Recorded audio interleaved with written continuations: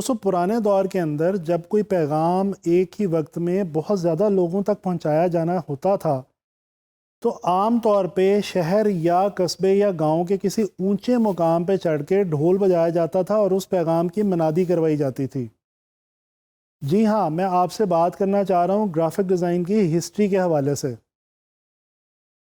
दोस्तों आपको ये जान के बहुत हैरत होगी कि हालांकि ग्राफिक डिज़ाइन जो है ये एक मॉडर्न फील्ड है, लेकिन इसकी हिस्ट्री का ताल्लुक इंसान के प्री हिस्टोरिक एरा से है, यानी कि पत्थरों और गारों के दौर से। दोस्तों आर्कियोलॉजिस्ट ये कहते हैं कि पत्थरों के दौर में इंसानों ने केव पेंटिंग्स बनाई और इन केव पेंटिंग्स की मदद से उन्होंने एक दूसरे के साथ विजुअली कम्युनिकेट करने की कोशिश की।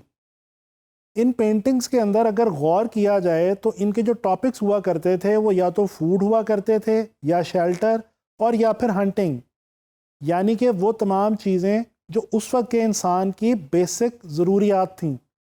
स्पेन, बल्गारिया, फ्रांस और इंडोनेशिया जैसे ममालिक में ऐसे केव पेंटिंग्स मौजूद हैं जिनके अंदर इंसान ने एक दूसरे से विजुअल की मदद से कम्युनिकेट करने की कोशिश की है। दोस्तों इससे अगर ज़रा आगे आ जाएं तो हम ये देखते हैं कि इजिप्शियन सिविलाइजेशन में हिरोग्लिफ्स के नाम से दुनिया की पहली विजुअल लैंग्वेज के सबूत पाए जाते हैं। हिरोग्लिफ्स को दुनिया की पहली ऐसी ज़ुबान कहा जाता है जिसको इजिप्शियंस ने विजुअली अपनी अमारात और मुख्तलिफ मकामात पे विजुअल की फॉर्म में इस्तेमाल किया। अगर इससे और आगे चलें तो चाइना के अंदर पहली बार पेपर इजाद हुआ। पेपर का इजाद होना ग्राफिक डिज़ाइन के लिए एक बहुत ही अहम स्टेप था। इसके बाद यूरोप के अंदर पहली बार बाकायदा तौर पे प्रिंटिंग का आगाज़ हुआ। इसमें ख़ास तौर पे जो अहम तरीन मुकाम हासिल है वो जर्मनी को हासिल है। एक जर्मन गोल्डस्मिथ ग्लटनबर्ग ने पहली बार अपनी प्रिंटिंग प्रेस में मूवेबल टाइप का इस्तेमाल किया। इसके अलावा क्लॉड गैरामाउंड ने दुनिया की पहली टाइप फाउंड्री का आगाज़ किया, यानी कि एक ऐसी कंपनी बनाई जहां पे टाइप फेसेस को डिज़ाइन किया जाता था। 1760 के अंदर इंडस्ट्रियल रेवोल्यूशन आ गया। इंडस्ट्रियल रेवोल्यूशन आने के साथ साथ जैसे इंसान की ज़िंदगी की बाकी फील्ड्स पे असर पड़ा, इसी तरह से ग्राफिक डिज़ाइन के ऊपर भी बहुत गहरा असर हुआ। विलियम मॉरिस उसी दौर का एक बहुत ही मशहूर आर्टिस्ट है।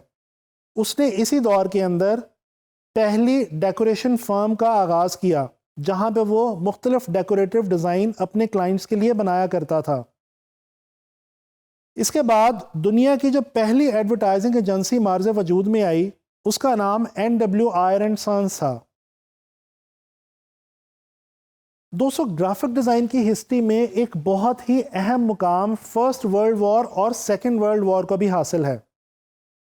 इन दोनों दुनिया की अजीम तरीन जंगों में जिन ममालिक ने एक दूसरे से लड़ाई की उनकी अफवाज को लोगों की किल्लत थी, लिहाजा वो अपनी आवाम तक ये पैगाम पहुंचाना चाहते थे कि वो लोग अपनी फ़ौज का साथ दें और फ़ौज में भर्ती हो जाएं।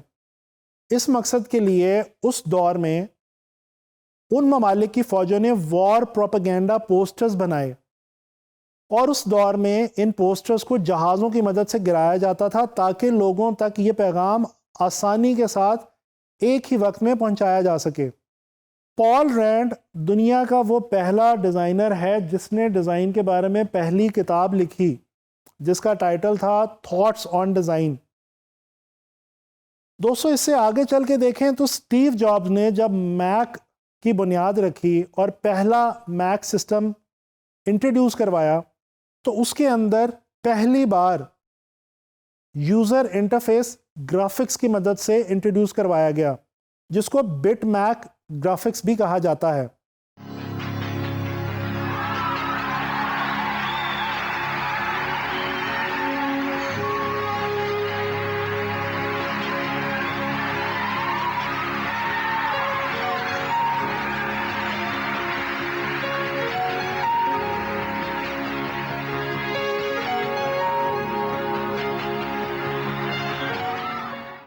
दोस्तों डिजिटलाइजेशन के बाद ग्राफिक डिज़ाइन की हिस्ट्री में जो एक बहुत ही रिमार्केबल किरदार अदा किया वो अडोब कंपनी ने अदा किया। जी हाँ, इस कंपनी के नाम से तो आप सब लोग ही वाकिफ़ होंगे। अडोब कंपनी ने ग्राफिक्स के हवाले से बेशुमार सॉफ्टवेयर जो हैं वो बना रखे हैं, और ये वो सॉफ्टवेयर्स हैं जो आज के मॉडर्न वर्ल्ड में ग्राफिक डिज़ाइन और कंप्यूटर ग्राफिक्स के हवाले से बहुत ही आम इस्तेमाल में लाए जाते हैं, जिनमें से एक बहुत ही मशहूर ज़माना सॉफ्टवेयर अडोब फोटोशॉप और अडोब इलस्ट्रेटर भी हैं। गर्ज़ ये कि ग्राफिक डिज़ाइन है तो एक मॉडर्न फील्ड, लेकिन क्योंकि इसका ताल्लुक विजुअल कम्युनिकेशन से है, लिहाजा इसकी बुनियाद उसी वक्त रखी गई जब इंसान ने एक दूसरे के साथ पहली बार विजुअली कम्युनिकेट करना शुरू किया।